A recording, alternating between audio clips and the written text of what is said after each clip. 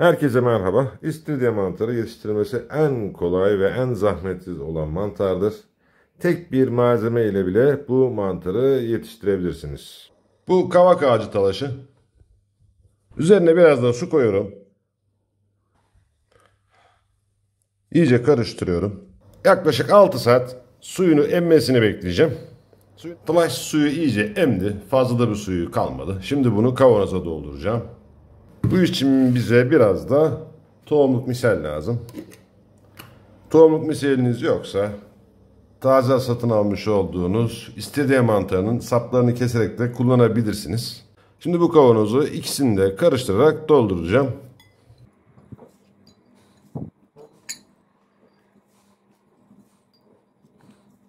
Öyle fazla bir özen göstermeme gerek yok.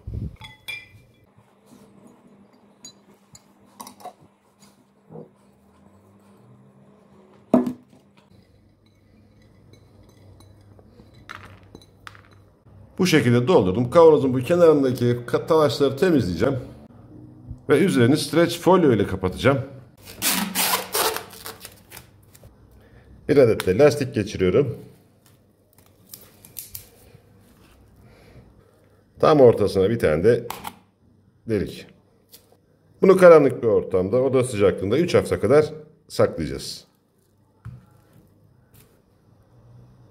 2 hafta geçti. Gördüğünüz gibi miselyum büyümeye devam ediyor. 3 hafta oldu.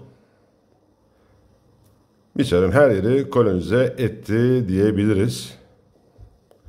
Bu da üstten görünüşü. Birkaç gün içinde pin başları belli olacaktır. Bugün 25. gün, gördüğünüz gibi bakın şuralarda pinlerimiz oluştu. Pinler yüksek nem oranını sever ve büyümek için de oksijene ihtiyaç duyarlar. Artık kavanozu en az %75 nem olan bir yerde muhafaza etmemiz gerekiyor. Bu saklama kabını günde 3-5 kere ıslatmak suretiyle pinlerin nemini koruyabiliriz. Bu da başka bir kavanoz. Bu da istiridye mantarı yine. Çok güzel bir görüntüsü var. Büyüyünce daha da güzel olacaktır. Bu kavanozlardan 3-5 tane yapıp evde pencerelerinizin önüne koyabilirsiniz. Güzel bir dekor olur aynı zamanda. Ama tabii fazla uzun ömürlü olmayacaktır. Ortam nemini muhafaza ettiğiniz sürece de bir hafta daha en az büyümeye devam edecektir. Denemek isteyenlerle başarılar dilerim. Görüşmek üzere, hoşça kalın arkadaşlar.